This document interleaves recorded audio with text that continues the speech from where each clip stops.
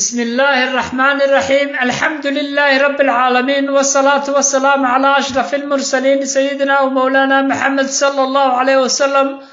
waxaan halkan ka salaamayaa dhammaan Soomaali Maxamed meel walba ay joogaan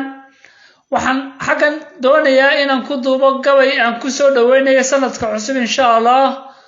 gabayguna insha Allah wuxuu ku bilaabmayaa sidan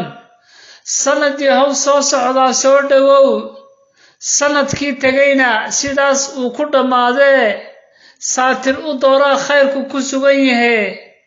sanad wanaag iyo sareedo ku suntan noqo sanad saara khilaafka Soomaali noqo sanad guul iyo sacaado ku siman noqo sanad cudurka suntee saameeyay dunida idil suuliye noqo sanad barwaaqo salka loo dhigo saqiir iyo kabiir noqo sanad la isa saamaxo salmi iyo nabad noqo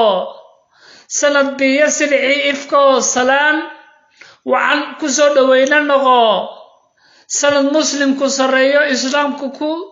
sifoobo run noqo sanad masaakiintu salaan dheer sare u cuskadaan noqo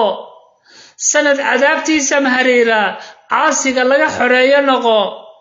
sanad qalbi saliimo sariiraha fardowsa nasiixsho noqo waad maasantiin dhammaantiin waxaan leeyahay sanadka cusub aan ku ducaysana khayrkiisa insha Allah wassalaamu calaykum wa rahmatullahi wa barakaatuh